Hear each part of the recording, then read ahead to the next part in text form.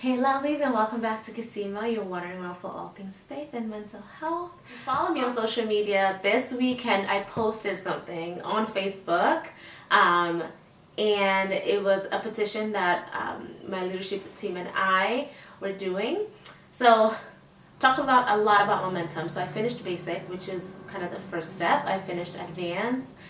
So basic was in February, advanced was in March, and then I just started leadership this past weekend, leadership team 161. So part of the process was to feed those who are hungry.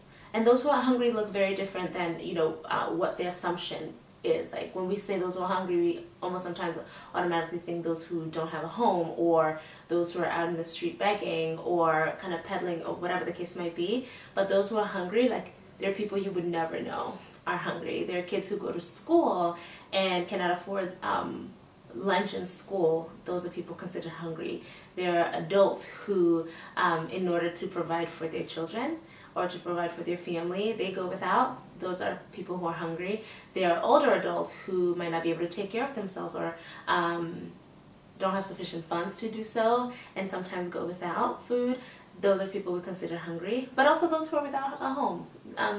There might also be people who are considered hungry. So this weekend, I'll go with activities. One of our activities this weekend was to feed those who are hungry. And just in thinking outside of the box, I reposted a petition from Feed America, I think that's what it's called.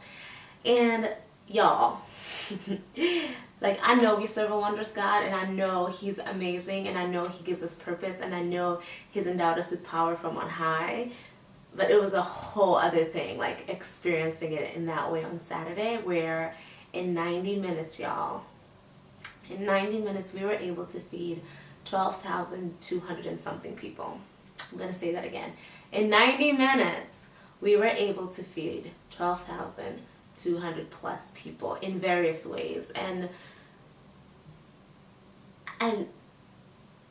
it blew my mind. Like, I didn't even know that was possible. Like, I didn't even know that I could be part of something so grand and so quickly. And so just in that, I'm so inspired in what gets to happen next, or what else I get to do. If I can live as intentionally as I did in those 90 minutes, how else can I make impact in this world? How else can I give back and be of contribution in this world? How else can I connect with people and just show them that they're loved, that they matter in this world, and just help them to make it through another day, essentially. And so I will put the petition below. So even though the 90 minutes pass, like, there are people who need to be fed consistently. So I'll put the link below. If you didn't have a chance to give, my invitation to you is that you do give. Every dollar feeds 11 people. So I think the minimum you can give is $5, but you are literally feeding 55 people if you offer $5. And if you can give more than that, absolutely go ahead. Again, the link is going to be below. And yes, please just join the movement. If you might not be able to kind of go outside and hand out food to people, but you can do that. You can donate out of the abundance that you already have. So please go ahead, click the link below, and donate as you feel led. For those who already donated, thank you so much. Like, it wouldn't have happened without you all, and we are forever grateful. And when I say we, I speak on behalf of my team, LT161. We are forever grateful for you all. And one thing that came up even as we were going through this activity, and just part of like the coaching connected to that, is the big difference between urgency and desperation. So initially hearing that, I can picture similarities, but then I can also picture like significant differences in urgency versus desperation. Urgency is from a place of positivity.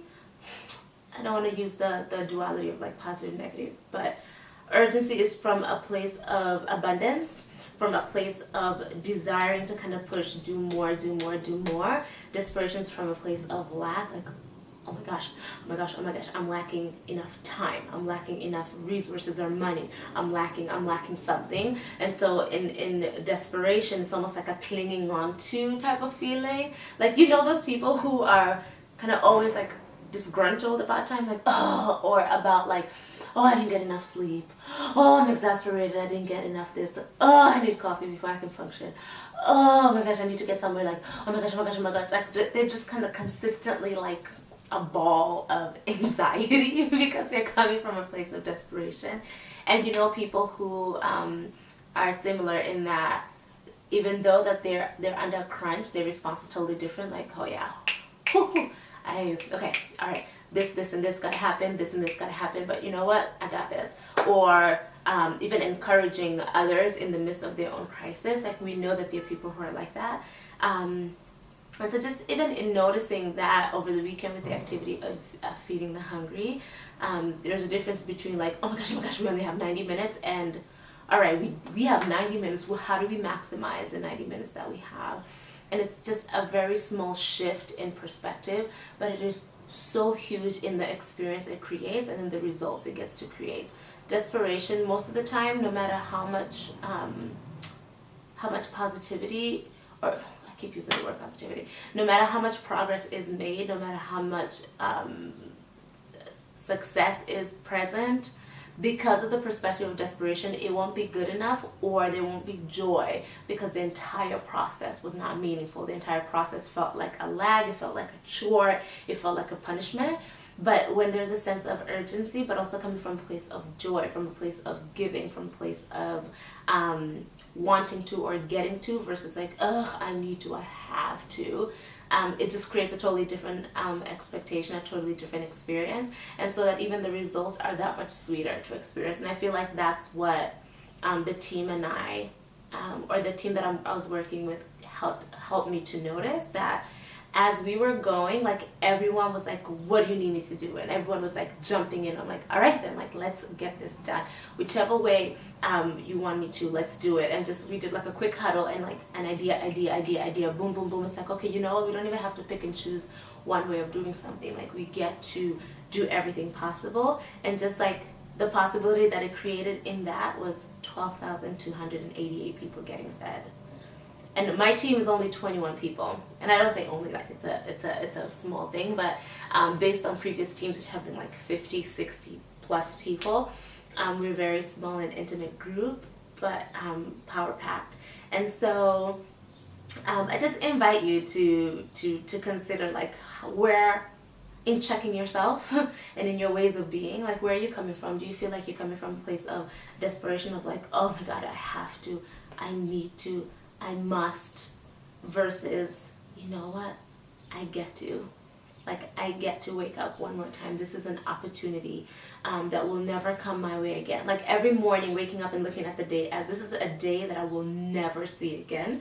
How do I get to maximize it, versus, it's another Monday and we have the week ahead of us. Like, I just kept checking myself also throughout the activity, like, you paid to be in this leadership team, like, you might as well get everything out of it. Or, you know, even when last night, so I'm on call on Mondays from 9 a.m. on Mondays to 9 a.m. on Tuesdays, my role as a crisis response counselor.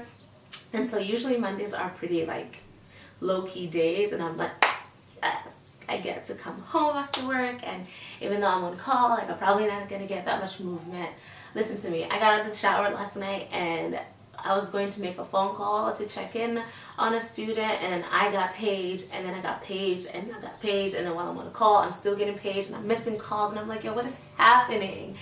And, you know, just in anticipating what the rest of the night would look like, I was like, oh my gosh, if it's starting out like this, then it's probably not going to be the greatest night. And I was like, wait, no, pause. Brady, you're literally on call 1 day a week. One. Like, you got this, you can do this. And on top of that, I chose this role. Like, I made a decision to say, like, this is the work I love to do, and it is the work I love to do. So in that, why can't I show up 100% in that I'm actually thoroughly enjoying myself doing this? Like, yes, it's a crisis situation, but I'm built for this. I'm called to this. I am anointed for this role. Because in showing up that way, the clients I'm working with have a totally different experience of me, versus like, oh my gosh, it's midnight, we probably woke her up, she sounds groggy, crunky, she sounds like she's pissed to help me out right now, she sounds like she's pissed to know that I'm in crisis, versus like, wow, I really feel loved and cared for. Like, I was so hopeless, and I feel like nobody loves me or supports me. I feel like I'm a burden to people, and this person, this total stranger, checked in on me and showed me that I matter. And so just having to consistently now check myself. So usually when you get paid, you send like an email to the team, like letting them know what's up and keeping them in the loop. And so in the morning, just in anticipating of just going to the office, like I automatically had started the story like, oh, last night was so busy, and last night was so this and so that, and I was like, whoa, like where is this even coming from? And so one of the things that I've started doing recently again is meditating every morning. And so there's a song called Inner Peace by Beautiful Chorus. One of my good friends, Crystal, actually shared that with me, and it just says, please let me feel inner peace from the center of me. And it says my heart is open, like I am awake to knowing like there's a love that is so grand, like my heart is open to receive that. And so just in meditating on that during my commute, where I was like jam-packed like a sardine, this man stepped on my toe, didn't even acknowledge or say sorry. This woman like bum rushed me, and we were getting off the same stop, but then like, you know, later apologized. I was like, you know, just in all of that going, and just like keep feeling inner peace. Like peace is a choice. Everything is a choice. Like when I'm presented with that person stepping on my toe, I can literally like flash them a death look, or I can look at them and just say, ow. And then you never know, like the person might be like, oh my gosh, I'm so sorry, I didn't even notice I stepped on you. And even if the person is like, okay, and I stepped on your toe, my bad, it's rush hour, like the train jolted, and what? You still get to choose like, alright then, like, you know, I just hope my toe isn't broken, and move on swiftly. I mean, it sounds so silly, but it's so true. In every moment we have choices to make. And so like keep choosing the peace, keep choosing the joy, keep choosing the enthusiasm, keep choosing urgency over desperation.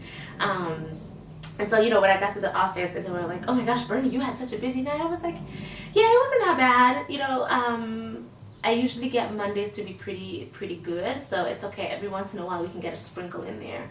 And that just created a totally different experience for me, but also for the people that were checking in. Instead of like us joining in misery, it was more like, oh, okay, you're right. We did sign up for this, and we love doing this job. So it was just a beautiful moment for me to just like a beautiful aha moment to kind of catch that and wanted to share. So even in discouragement, like we talked about last week, and the 3 steps of trying to cope with discouragement with, like having an accountability partner.